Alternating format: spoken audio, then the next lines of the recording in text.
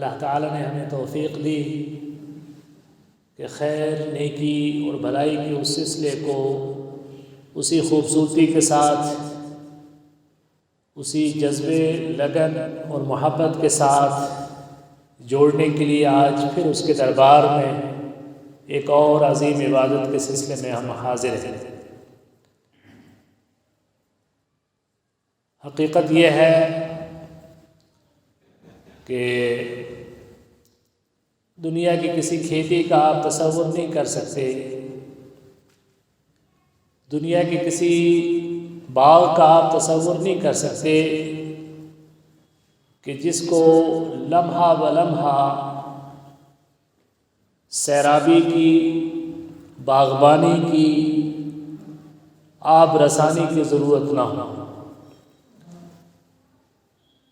اور آپ نے دیکھا ہوگا کہ کبھی آپ کسی سیلاب میں کسی کھیت پہ خوب پانی ڈال دیں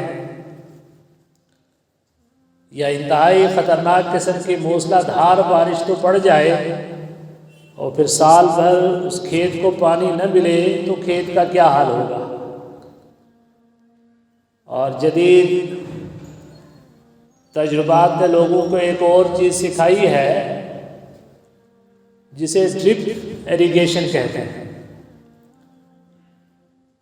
آب رسانی کا ایک ایسا طریقہ، آب پاشی کا ایک ایسا طریقہ کہ جس میں باغوں کے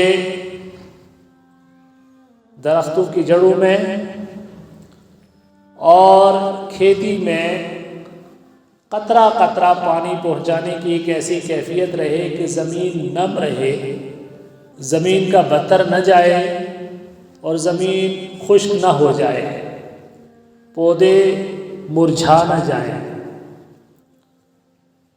آپ کسی کاروبار کا تصور نہیں کر سکے کہ کوئی فیکٹری سال کے صرف 1 مہینے میں پروڈکشن کرتی ہو اور باقی پورا سال مالک اسے تالا لگا کے چلا جائے اور بازار کی طلب و رسد پر نظر نہ رکھے۔ آپ کسی ایسے دکاندار کا تصور نہیں کر سکتے کہ جو اپنی دکان کو اپنی مرضی کے مطابق بازار کے شیڈول سے ہٹ کے کھولے اور بند کرے اور گاہکوں کی کوئی فکر نہ کرے۔ آپ کسی منصبی ذمہ داری، کسی سرکاری عہدیداری کا تصور نہیں کر سکتے کہ جہاں کسی ڈسپلن اور ٹائم ٹیبل کی پابندی نہ ہو اور لوگ اپنی مرضی سے کبھی چلے جائیں اور پھر سال سال منہ نہ دکھائیں۔ میں نے یہ وہ مثالیں دی ہیں کہ جو ہماری روزمرہ کی زندگی اور ہماری نسلوں کے تجربے کا خلاصہ ہے۔ تو نیکیوں کا موسم بھی ہمارا سال کے سال ہو، اعمال کی پروڈکشن بھی سال کے سال کہیں 1 مہینے میں ہو، خیر کی یہ دکان کچھ دن کے لیے کھلے، یہ مزدوری بھی سال کے کچھ دن کریں، تو پھر یہ تو عقل مندی کا سودا نہیں ہے۔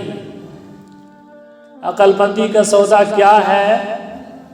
عقل مندی کا سودا یہ ہے جو نبی مکرم جناب محمد رسول اللہ صلی اللہ علیہ وسلم نے فرمایا تھا، احب الاعمال الی اللہ ادومها وان قل۔ اللہ کو وہ اعمال سب سے زیادہ پسند ہیں جو ہمیشہ کیے جائیں، کم ہی کیوں نہ ہو، کیونکہ یہ سلسلہ چلتے رہنا چاہیے۔ یہاں رکنے کا تصور نہیں ہے، یہاں آرام کا تصور نہیں ہے، یہاں تھکنے بھگنے اور جھکنے کا تصور نہیں ہے، یہاں آگے بڑھنا ہے۔ فرمایا وَسَارِعُوا إِلَى مَغْفِرَةٍ مِّن رَبِّكُمْ، اپنے رب کی مغفرت کی طرف آگے بڑھو، ایک دوسرے کو پیچھے کرتے ہوئے آگے بڑھو۔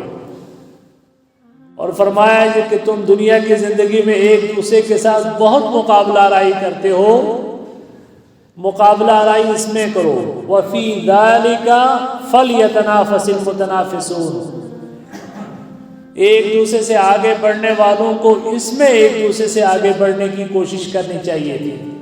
تنافس، مقابلہ آرائی، ریویلری جو بھی ہو سکتی ہے وہ اس میدان میں کرو۔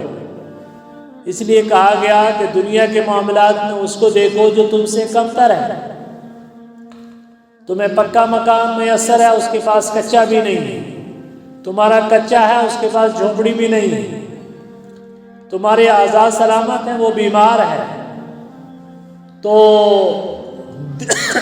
دین کے سلسلے میں ان کو دیکھو جو تم سے بڑھ کر ہے۔ تم نمازوں میں تاخیر سے پہنچتے ہو، وہ ہمیشہ پہلی صف میں ہوتا ہے۔ تم کبھی کبھی اللہ کے راستے میں خرچ کرتے ہو، وہ ہمیشہ آگے ہوتا ہے۔ صحابہ اسی مزاج میں جیتے تھے اور تبھی مقام پایا انہوں نے۔ تو فرمایا وَسَارِعُوا إِلَىٰ مَغْفِرَةٍ مِّن رَبِّكُمْ، رب کی بخشش حاصل کرنے کے لیے ایک دوسرے سے آگے بڑھو اور تیز چلو اور اس جنت کی طرف چلو۔ گویا رب کی رضامندی اور اس کی بخشش کی معراج یہ ہے کہ وہ جنت عطا کرے۔ وَجَنَّةٍ عَرْضُهَا السَّمَاوَاتُ وَالْأَرْضُ أُعِدَّتْ لِلْمُتَّقِينَ، کہ جس جنت کی لمبائی چوڑائی آسمانوں اور زمینوں کے برابر ہے، اور ایک ایک آدمی کو جنت آسمان اور زمین کے برابر بھی عطا کرنے کا تذکرہ قرآن حدیث میں آتا ہے۔ اور پھر فرمایا کہ یہ یوں ہی نہیں مل جائے گی۔ امتحان کیا ہے؟ الذین ينفقون فی السراء والضراء، اصل میں کیا ہے؟ امتحان کا نظام ہے نا۔ الذی خلق الموت والحیات لیبلوکم ایکم احسن عملا، یہ موت و حیات کا سلسلہ، یہ دنیا میں بھیجنا اور دنیا سے واپس بلا لینا، امتحان حال میں داخل کر لینا، ٹائم ختم ہوا تو باہر نکال دینا کان پکڑ کے، یہ سارا نظام امتحان کا ہے۔ لیبلوکم ایکم احسن عملا، وہ تمہیں آزمانا چاہتا ہے، اس آزمائش کا اظہار کرنا چاہتا ہے۔ اسے تو سب پتہ ہے، لیکن وہ اس آزمائش کا اظہار کرنا چاہتا ہے کہ تم میں سے عمل کے اعتبار سے سب سے اچھا کون ہے، ٹھیک ہے نا؟ اور آزمائش بھی پھر مشکل امتحانات سے، مشکل سوالات سے زیادہ ہوتی ہے، ٹف سوالات ہیں۔ ایک طرف انسان کی طبیعت میں لالچ بہت رکھتی، وَأُحْضِرَتِ الْأَنفُسُ الشُّحَّ، گویا لالچ دے کے کہہ دیا لے خرچ کر دے، لالچ دے کے دے دیا کہ لے خرچ کر، لالچ کی اس برائی پر قابو پا، کنٹرول کر، ثابت کر کے تو مرد کا بچہ ہے۔ کہا کہ الذین ينفقون فی السراء والضراء، کشادگی فراوانی میں بھی خرچ کرتے ہیں اور جب کچھ نہیں ہوتا تب بھی خرچ کرتے ہیں، اور یہ کوئی ٹیکس نہیں ہے اللہ کی طرف سے، اسے ضرورت بھی نہیں ہے، لیکن اس میں بھی بیلنس رکھا اس نے۔ یوں کہہ دیا وَلَا تَبْسُطْهَا كُلَّ الْبَسْطِ فَتَقْعُدَ مَلُومًا مَحْسُورًا، خرچ کرنے میں بھی تم بے اعتدالی نہ کرو۔ اللہ کے راستے میں بھی جب خرچ کرنا ہے تب ایسا بھی نہ کرو کہ ہاتھ کبھی باہر ہی نہ نکلے جیب سے، اور ایسا بھی نہ کرو کہ یوں پھیلا کے لٹ لٹ بن جاؤ کہ گھر میں بچے بھوکے مریں۔ تو یہ بھی کہہ دیا اور فرمایا الذین ينفقون فی السراء والضراء، جو کشادگی میں بھی خرچ کرتے ہیں اور تنگی میں بھی خرچ کرتے ہیں۔ تو گویا کسی کا ایمان جانچنا ہو، کسی کا جذبہ جانچنا ہو تو یہ چیزیں بہت کام آتی تھی۔ اور اصل میں صحابہ کرام کا ایمان نکھرا کیسے؟ کبھی کوئی سوال اٹھتا نا اتنا کیا نکھار تھا اس میں؟ نکھار کے لیے ان کو امتحان بڑا سخت رکھا گیا، ہم تو اس امتحان کا تصور بھی نہیں کر سکتے۔ ان کی صفوں میں منافق ڈال دیے، اور ان کا نفاق جگہ جگہ کام کرتا تھا۔ شیطان کی ترغیبات اپنی جگہ اور نفاق اپنی جگہ۔ اس نفاق کے ماحول میں کھرا ثابت کیا انہوں نے۔ جنگیں مسلط ہوئی تو جنگوں میں کھرا ثابت کیا اپنے آپ کو انہوں نے۔ بھوک مسلط ہوئی تو بھوک میں کھرا ثابت کیا اپنے آپ کو۔ وطن سے محرومی ہوئی تو اس محرومی میں کھرا ثابت کیا اپنے آپ کو۔ کون سا ایسا موقع نہیں تھا کہ جب انہوں نے اپنے آپ کو امتحان میں کھرا نہ ثابت کیا ہو۔ اور ہم تو اس طرح کے امتحان کا تصور بھی نہیں کر سکتے۔ تو اس میں کیا تھا کہ نفاق کا پتہ چل جاتا تھا کہ جب خرچے کی بات ہوتی تھی، صحابہ خوب خرچ کرتے، اور وہ جو پیچھے رہنے والے ہیں اور وہ جو نفاق والے ہیں وہ بیچ دینے والوں کو، خرچ کرنے والوں کو بیوقوف سمجھتے ہیں۔ الذین یلمزون المطوعین فی الصدقات، اور وہ جو خرچ کرنے والے، جو دینے والے ہیں، اشاروں کے کنایے میں ان کا مذاق اڑاتے تھے۔ وہ نفاق کی کیفیت ہو اور ایک طرف دینے والا خوب دے رہا، لوگ کہتے ہیں یار بڑے بیوقوف ہو تم، خرچ کرتے ہو، اور آپ کہیں کہ نہیں صاحب بیوقوف نہیں ہے، ہم نے تو اصلی سودا اللہ کے ساتھ کرنا، ہم خوب خرچ کریں گے۔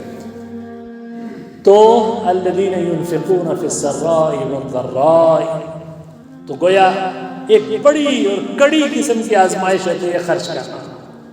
آپ کسی جماعتی زندگی کو دیکھ لیں، کسی مسجد کے نظام میں دیکھ لیں، کسی خیر کے کام میں نظام دیکھ لیں، بہت بولنے والے، بہت اچھی گفتگو کرنے والے، بہت جذبے کا اظہار کرنے والے، جس پوائنٹ پہ پیچھے ہٹتے ہیں نا وہ یہ خرچ والا معاملہ ہوتا ہے۔ تو امتحان فرمایا الذین ينفقون فی السراء والضراء۔ اور پھر آگے ایک اور مشکل امتحان ہے۔ انسان اپنی انا کے سلسلے میں بہت حساس ہوتا ہے، اپنی ایگو کے سلسلے میں بہت حساس ہوتا ہے۔ ہماری ایگو ہرٹ نہیں ہونی چاہیے، اور لوگ جو ہے لے دے جاتے ہیں اس بات پہ کہ صاحب میں کسی سے کچھ کم تھا، مجھے اس نے اتنا، میرے ساتھ ایسا کیوں کیا، بار بار لفظ میں پر جو ہے بہت چلتا ہے۔ وہ ہمارے کسی ایک پڑوس کا ایک مول گیا، وہاں کسی کو بیچارے کو ہٹایا تو وہ بیچارہ ایک مہینے تک کسی بات پہ کہتا رہا جی مجھے ایسا کیوں ہوا، مجھے کیوں نکالا، یا میرا یہ کیا ہو۔ تو آدمی کی ایک میں ہوتی ہے جس کو وہ کسی صورت میں بھی چھوڑنے کے لیے تیار نہیں ہوتا۔ تو اب کیا ہے کہ یہ میں کا معاملہ بھی بہت بڑا ہے، تو اس پہ بھی ضرب پڑی۔ فرمایا وَالْكَاظِمِينَ الْغَيْظَ وَالْعَافِينَ عَنِ النَّاسِ، کہ غصے کو پی جانے والے، صبر کر جانے والے، برداشت کر جانے والے، اور لوگوں کو معاف کر جانے والے۔ اور فرمایا یہ اتنا آسان نہیں ہے۔ اللہ نے خود فرمایا، چونکہ انسان کی فطرتیں بھی اسی نے پیدا کی، تو فرمایا یہ اتنا آسان نہیں ہے۔ وَمَا يُلَقَّاهَا إِلَّا الَّذِينَ صَبَرُوا وَمَا يُلَقَّاهَا إِلَّا ذُو حَظٍّ عَظِيمٍ۔ یہ بچوں کا کھیل نہیں ہے، یہ غصہ پینا، یہ انا کو دبا لینا۔ فرمایا کہ یہ وہ چیز ہے کہ وَمَا يُلَقَّاهَا إِلَّا الَّذِينَ صَبَرُوا، یہ صبر کرنے والے کر سکتے ہیں ایسا۔ وَمَا يُلَقَّاهَا إِلَّا ذُو حَظٍّ عَظِيمٍ، بڑے مرتبے اور بڑے قسمت اور نصیبے والے ہی ایسا کر سکتے ہیں۔ بڑے نصیبے والے لوگ ہی اپنی انا کو دبا کے ایسا کر سکتے ہیں۔ فرمایا وَالْعَافِينَ عَنِ النَّاسِ، اور فرمایا وَاللَّهُ يُحِبُّ الْمُحْسِنِينَ، اور اللہ تعالیٰ احسان کرنے والوں کو بہت پسند کیا کرتا ہے۔ وہ جو جنت ایسی کہ جس کی وسعت آسمانوں اور زمینوں کے برابر ہے، وہ بڑے امتحان کے بعد ملتی ہے۔ اور وہ جو بڑے امتحان سے بچنا چاہتے ہیں نا، وہ پھر کیا کرتے ہیں کہ اس سارے سلسلے کو ہی مشکوک کر دیتے ہیں۔ آپ تصور کریں، آپ کسی بازار میں جائیں، مزدوروں کی منڈی لگی ہو اور کوئی کڑا کام ہے، کوئی کھدائی کا کام ہے، کوئی مشکل کا کام ہے، آپ مزدوروں کو کبھی چلو بھی چلتے ہیں آج ڈبل دہاڑی ملے گی، 500 کے بجائے 1000 ملیں گے۔ اور کچھ کام چور بیٹھے ہوتے ہیں، کہتے ہیں نہیں یار ہم تو نہیں جاتے ہی نہیں، لیکن تم بھی مت جانا، یہ دیتا ویتا کچھ بھی نہیں، مجھے پتا ہے بعد میں بھگا دیتا ہے، اس کے ساتھ ایسے ہوا تھا۔ تو اب وہ مزدوری مشکوک کر دی تو جو کرنا بھی چاہتا وہ بھی بیچارہ پیچھے ہٹ جاتا ہے۔ اور وہ جن کے دل بیمار ہیں، وہ جن کا عقیدہ کمزور ہے، وہ جن کا نفس ان پہ حاوی ہے، وہ جو الحاد کے راستے پہ چل چڑھے چکے ہیں، وہ اس جنت اور جہنم کے سلسلے کو کھیل کے طور پر پیش کرتے ہیں، وہ مذاق اڑاتے ہیں، مولوی کا مذاق، حور کا مذاق، جنت کی نعمتوں کا مذاق۔ اور جناب وہ ہمارا پسندیدہ شاعر ہے غالب، تو اس نے تو کہہ دیا نا کہ صاحب یہ جو ہے کیا کہتے ہیں اس کو، یہ کوئی وہم ہے واعظ کا توہم ہے، اس کا شعر کچھ اور ہے، جانتا ہوں دوزخ و جنت کی حقیقت دل کے بہلانے کو، یہ غالب یہ خیال اچھا ہے۔ اب وہ دل کے بہلانے کا معنی اب گیا، اللہ تعالیٰ بندوں کو بہلا رہا ہے۔ اور پھر آج کل جو ہمارے کچھ نئے مفکرین اسلام نکلے ہیں، متکلمین اسلام نکلے ہیں، اسلام کے عظیم تھنکر سامنے آئے جو ٹی ویوں پہ اور یوٹیوب پہ بہت بھاری پڑ رہے ہیں، ان کا کہنا نہیں صاحب یہ جنت اور جہنم کو مادی وجود نہیں ہے، یہ دل کا سکون ہے۔ اور کچھ نے اور معاملہ آسان کر لیا، کہنا صاحب یہ دنیا میں جو سکون مل جاتا ہے جن لوگوں کا وہی ہے جنت اور جہنم۔ اس کا مطلب ہے کہ بہت نیک جو پریشان حال ہیں وہ جہنم میں گزارا کر رہے ہیں، نعوذ باللہ۔ تو اس سلسلے کو ہی مشکوک قرار دے دیا۔ تو یہ الحاد کا ایک طریقہ ہے کہ اس ملحدین نے جنت اور جہنم کو مذاق بنا کر پیش کیا، اور کچھ لوگوں نے تصوف، رہبانیت اور خدا کی محبت کے جھوٹے نام پر جنت کا مذاق بنایا ہے۔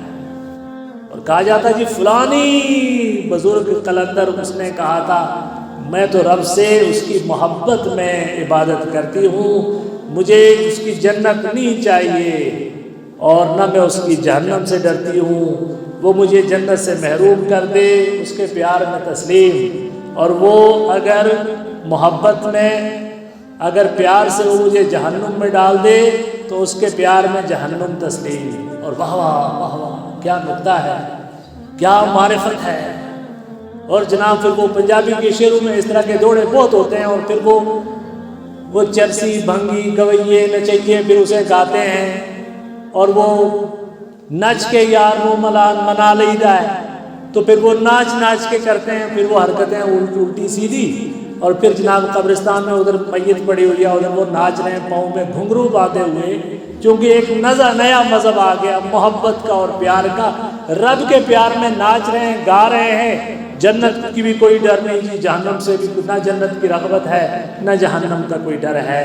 اللہ کے دین کے مقابلے میں شیطان نے کس راستے سے انسان کے اوپر حملہ کیا ہے، اور یہ سب کچھ لوگوں کو بہت بہاتا ہے، بڑی اپیل کرتی ہے کچھ چیزیں بیمار نفسوں کو، اور لوگ اس چیز کا تذکرہ کرتے ہیں۔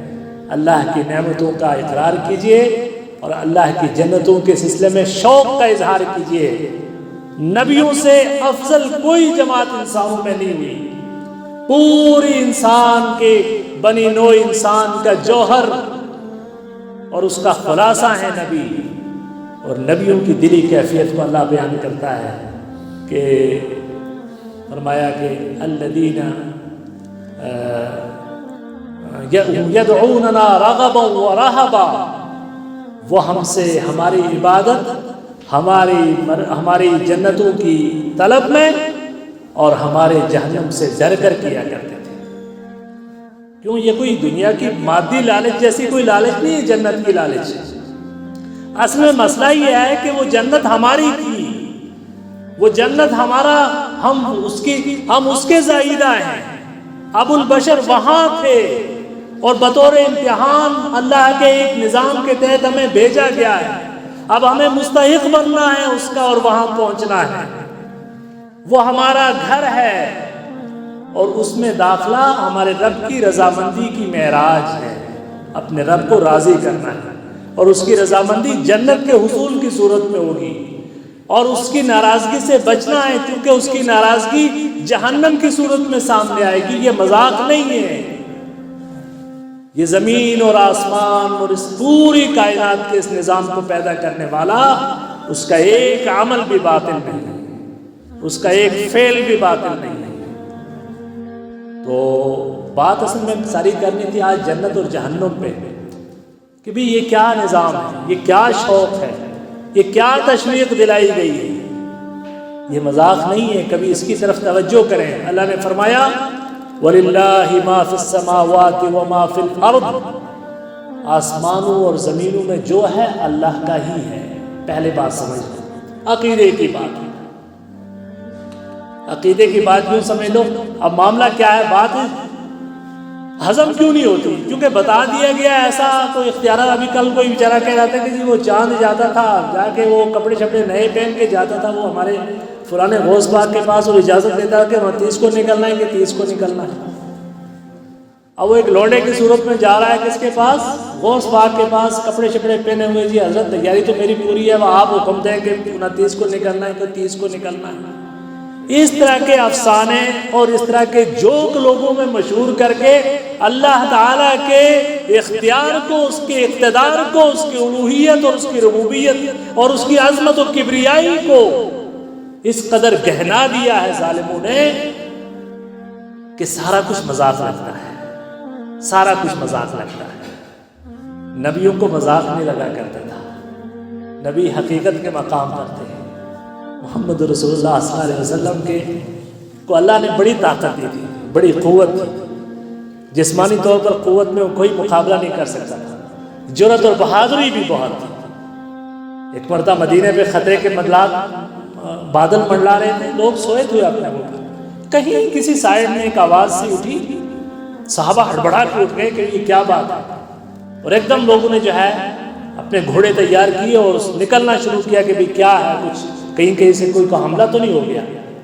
صحابہ کہتے ہیں ہم تھوڑے آگے بڑھے تو محمد رسول اللہ صلی اللہ علیہ وسلم اکیلے گھوڑے پہ ننگی پیٹھ پہ چلے آ رہے ہیں، کہتے ہیں میں دیکھ آیا ہوں، جاؤ سو جاؤ، میں دیکھ آیا ہوں، جاؤ سو جاؤ۔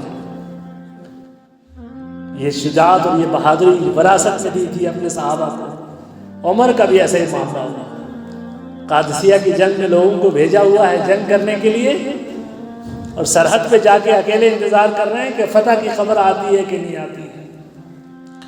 اور وہ سعد بن ابی وقاص نے بھیجا جو اپنا قاصد کے جاؤ مدینے والوں کو اور رسول کریم صلی اللہ علیہ وسلم کو اپنے جو ہے خلیفۃ المسلمین کو فتح کی خبر دو۔ تو فقیرانہ لباس پہنے ہوئے دیوانہ وار عمر جو ہے مدینے کی سرحد پہ بیٹھا انتظار کر رہا ہے کہ آئے کوئی اور پتہ چلے کہ کیا ہوا۔ اور ادھر سے جو ہے گھوڑ سوار تیزی کے ساتھ دوڑتا ہوا آیا اور قریب سے گزر گیا۔ عمر پیچھے دوڑ رہا ہے، ارے بھائی سن بھائی، ارے بھائی سن، ذرا مسلمانوں کا بتا کیا ہوا۔ اور وہ کہتا ہے یار جان چھوڑو، مجھے خلیفہ کے پاس جا کے بتانے دو، میں خبر جلدی دینا چاہتا ہوں۔ ارے بھائی سن، خلیفہ میں ہی ہوں، مجھے بتا یار ہوا کیا۔ یہ شجاعت اور یہ بہادری وراثت میں دی تھی انہوں نے، اور بڑی طاقت تھی، بڑی قوت تھی، بڑی شجاعت تھی۔ لیکن وہ پہاڑ جیسا طاقتور انسان چہرے پہ بڑھاپے کے اور کمزوری کے اور ضعف کے اثرات آئے۔ وہ جو چہرے پہ نظر رکھنے والے تھے انہوں نے کہا اراک یا رسول اللہ شفتا، ابو بکر نے کہا تھا اللہ کے رسول آپ کے چہرے پہ کچھ بڑھاپا نظر آنے لگ گیا ہے۔ فرمایا شیبتنی ہود و اخواتها، مجھے سورہ ہود اور اس جیسی صورتوں نے بوڑھا کر دیا۔ ذرا کیا تھا سورہ ہود میں؟ جہنم کی سختیوں کا تذکرہ تھا، میدان حشر کی شدتوں کا تذکرہ تھا۔ یہ سارے کے سارے انسان جب رب کے دربار میں کھڑے ہوں گے اپنے پسینے میں ڈوبے ہوئے، اپنے اعمال کی سیاہیاں لے کر، اس کی شدتیں لے کر، اور رب غضب کے عالم میں ہوگا، اس غضب کا تصور کر کے مجھے ان صورتوں نے بوڑھا کر دیا ہے۔ یہ یقین والی بات تھی۔ اور وہ بدبخت کیا جانے کہ جو مذاق اڑاتے ہیں، وہ بدبخت کیا جانے کہ جو مختلف عنوانوں سے اس کا مذاق اڑاتے ہیں۔ شوق پیدا کریں اس جنت کا۔ حجی مولوی کو ہے، مولوی دیکھنے میں بڑا بھولا بالا ہے لیکن حوروں کے تصور میں بڑا جو ہے رہتا ہے۔ اور آج تو ظالموں نے حوروں کو ایک مذاق بنا دیا ہے۔ یہ اللہ کی رحمت کے انداز ہے بھائی، اس کا مذاق نہ اڑائیں، سچی طلب پیدا کریں۔ للہ ما فی السماوات و ما فی الارض لیجزی الذین اساؤوا بما عملوا، وہ بدعمالوں کو اس کا بدلہ دینا چاہتا ہے، ویجزی الذین احسنوا بالحسنی، اور اچھائیاں کرنے والوں کو اچھا بدلہ دینا چاہتا ہے۔ اس زمین پہ اتنا ظلم ہے، اتنی ناانصافی ہے، اتنی نابرابری ہے، رب عطا کرنے والے نے کوئی تقسیم میں غلطی نہیں کی تھی۔ عمر ابن خطاب نے کہا تھا کہ تم نے لوگوں کو غلام کیسے بنانا شروع کر دیا جن کی ماؤں نے انہیں آزاد پیدا کیا تھا۔ وہ بچہ ماں سے اس کے پیٹ سے جو موحد پیدا ہو رہا تھا، سماج نے اس کو جو ہے انسانی شرمگاہوں کے سامنے جھکا دیا، چوہوں کے سامنے جھکا دیا، قبروں پہ جھکا دیا۔ اور وہ بچہ کہ جسے ماں کے نے اپنے پیٹ سے آزاد پیدا کیا تھا، سماج نے اسے ایک ایک در کا بھکاری بنا دیا۔ یہ ناانصافیوں کا کہاں، سارے ہی حساب کیا یہی ہونے والے ہیں؟ کوئی تو یوم حساب ہونا چاہیے، کوئی تو دن ہو کہ جب ان کو سامنے آئے۔ یہ کھیل نہیں ہے، ما خلقنا وما لاعبین، اللہ نے یہ سب کچھ کھیل تماشا نہیں پیدا کیا۔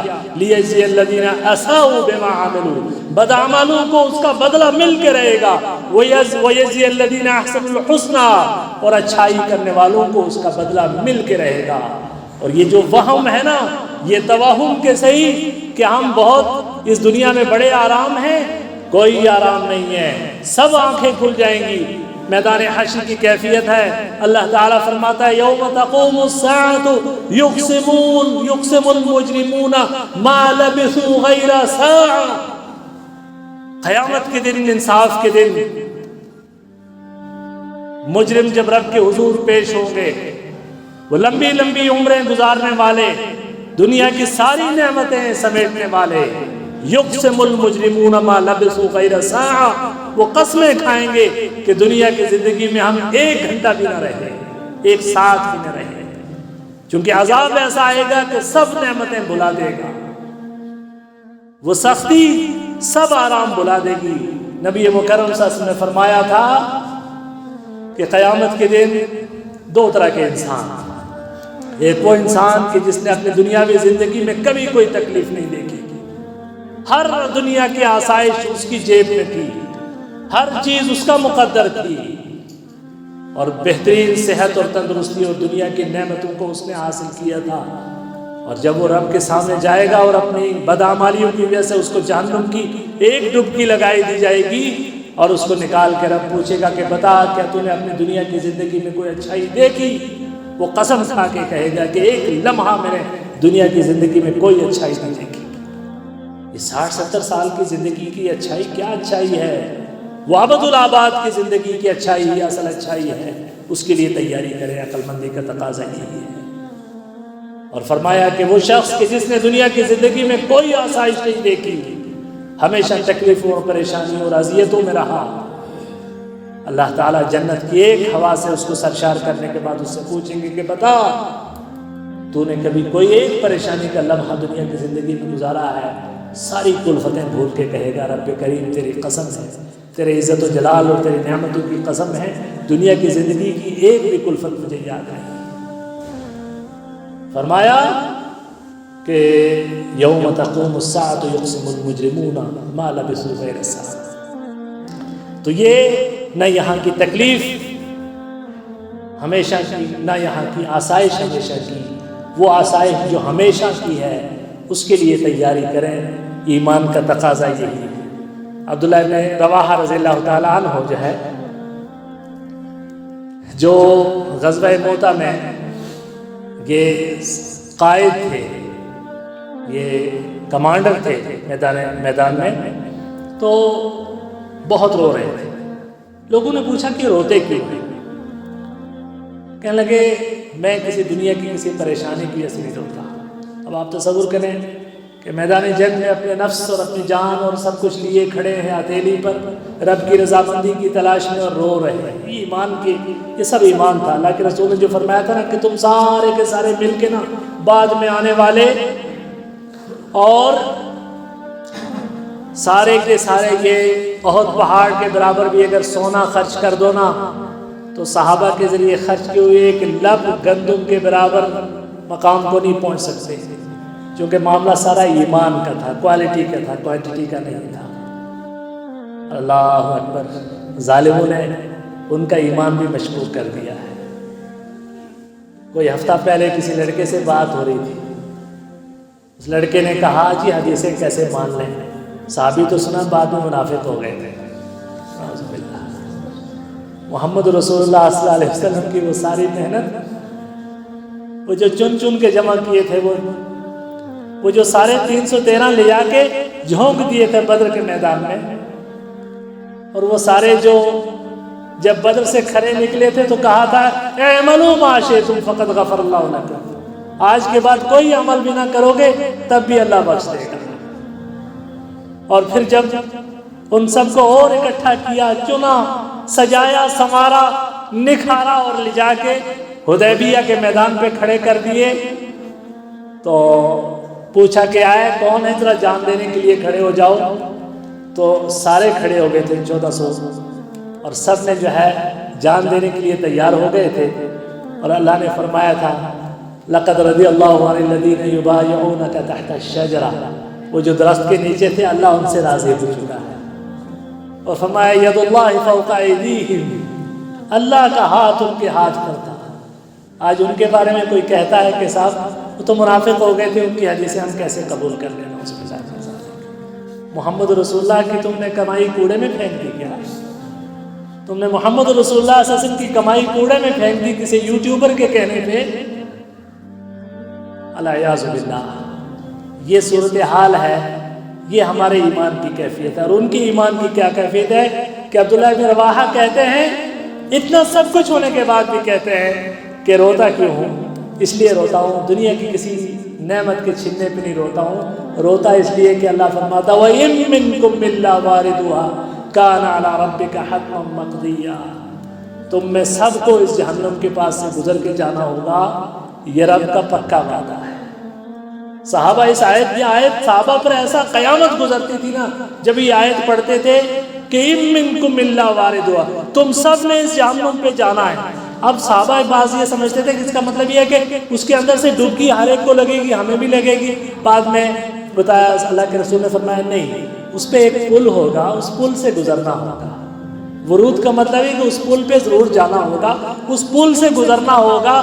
گزرنے کی کیفیت ایمان کے حساب سے کوئی پلک جھپکتے ہوئے، اور پل کس طرح کا ہے کہ بال سے باریک ہے اور تلوار کی دھار سے زیادہ تیز ہے۔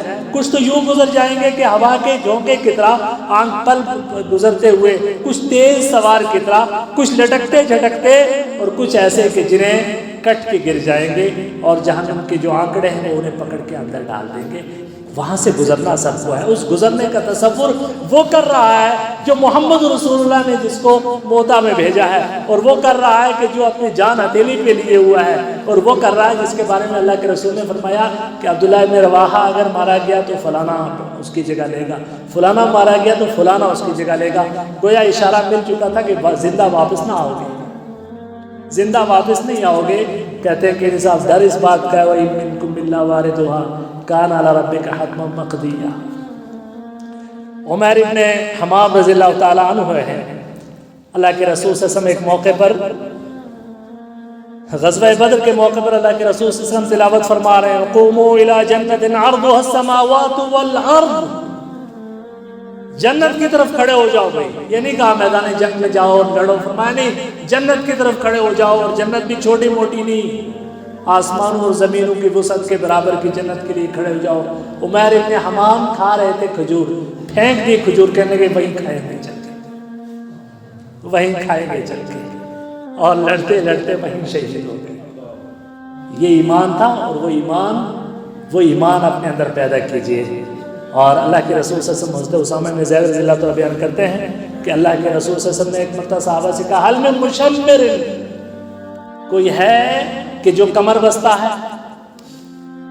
کس چیز کے لیے حضور بتائیے، کمر بستہ کس کے لیے ہونا ہے؟ کہا جنت کے لیے، اور ایسی ویسی جنت نہیں، ان نعمتوں کا تذکرہ کیا۔ اور آج اگر کوئی ان نعمتوں کا تذکرہ ہم کرنے لگ جائے نا ممبر پہ تو لوگ مذاق اڑاتے ہیں، اچھا پھلوں کا ذکر کر رہے ہیں، پھل تو یہاں بھی بہت ملتے ہیں، مارکیٹیں بھری ہیں یار، اور فلانی چیز کا جو ہے تذکرہ ہو رہا ہے، حوروں کا تذکرہ ہو رہا ہے، او جی 1000 سال کی بڑھیا ہو رہے ہیں چاہیے، اور کیا کیا باتیں ہوتی تھی۔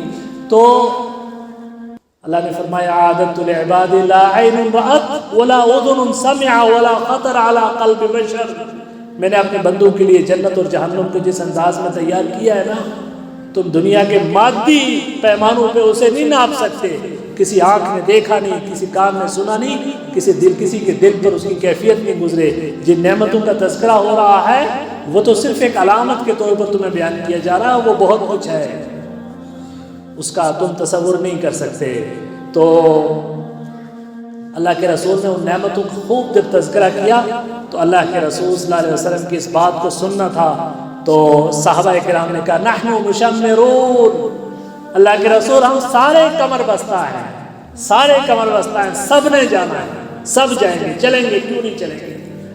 لیکن ایک بڑی عقیدے کی بات اللہ کے رسول نے کہہ دی، چونکہ تربیت بڑی پکی تھی، فرمایا یوں نہ کہو، یہ کہو انشاءاللہ، اللہ نے چاہا تو سب جائیں گے، چونکہ توفیق دینا اللہ تعالیٰ کا کام ہے، اور توفیق مانگو گے تب ملے گی، اور توفیق کے لیے اپنے آپ کو تیار کرو گے تب ملے گی۔ تو یہ گفتگو تھی جنت کی اور جہنم کی، اور ان اچھائیوں کی طرف کہ جو اللہ تعالیٰ نے انسان کے لیے تیار کی ہیں، اور خیر کا ایک موقع گزرا ہے، اور اس میں نے جو شروع میں تمہید کے طور پر بات کہی تھی کہ بھئی کسی کھیتی کا تصور نہیں کیا جا سکتا کہ جس میں مکمل آبپاشی نہ ہو، کسی بلڈنگ، کسی جو ہے فیکٹری کا تصور نہیں کیا جا سکتا کہ جس کی پروڈکشن سال میں 1 مہینے کے لیے ہو، اور کوئی مزدوری یا کوئی ملازمت ایسی نہیں ہو سکتی کہ جو چند دن کے لیے ہے، یہ پورے سال کی ریاضت ہے، یہ پوری زندگی کی ریاضت ہے، یہ ایک لمحے کی ریاضت ہے، اور رب کی ان نعمتوں کے لیے اپنے آپ کو تیار کرنا ہے۔ نعمتیں بہت بڑی ہیں، نعمتیں بہت عظیم اور وسیع ہیں، اور تیاری بھی ویسی ہونی چاہیے، اور اگر ناکامی ہوئی تو اس کی ناراضگی کا اظہار جن جہنموں کی صورت میں ہوگا اس کو ہم برداشت نہیں کر سکتے، اس کی ہم طاقت نہیں رکھ سکتے، اس کا ہم تصور بھی نہیں کر سکتے۔ اللہ تعالیٰ ہمیں اس سے بچا کے رکھے۔ اے اللہ ہمیں ایمان کی حالت میں رکھ، ایمان کی حالت میں دنیا سے لے جا۔ بہت فتنہ ہے، جانوں کے لیے فتنہ ہے، مال کے لیے فتنہ ہے، ایمان کے لیے فتنہ ہے، سارے فتنوں سے بچا، سارے فتنوں سے بچا۔ جب تو ہمیں بلائے تو ہم ہر فتنے سے پاک ہوں اور تیری رضامندی کے مستحق ہوں مولا کریم۔ ہمارے بیماروں کو شفائے کاملہ عاجلہ عطا فرما، ہمارے متوفیان کی بخشش فرما مولا کریم۔ اے اللہ بیماری کے زور کو ختم کر دے مولا کریم، رحمت کی ہوائیں چلا مولا کریم، رحمت کی ہوائیں چلا مولا کریم، سب ختم کر دے مولا کریم، ساری پریشانیوں کو ختم کر دے مولا کریم۔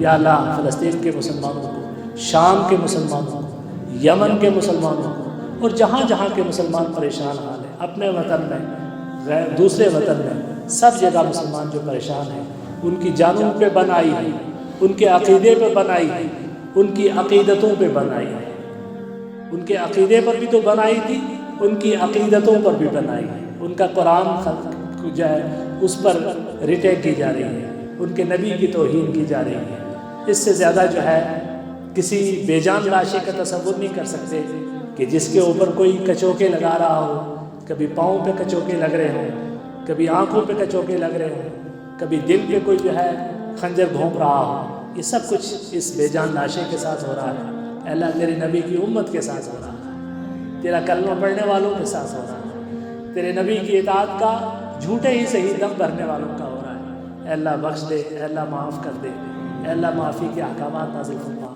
اقول قولی ھذا واستغفر اللہ لی ولکم ولسائر المسلمین فاستغفروہ انہ هو الغفور الرحیم۔ وآخر دعوانا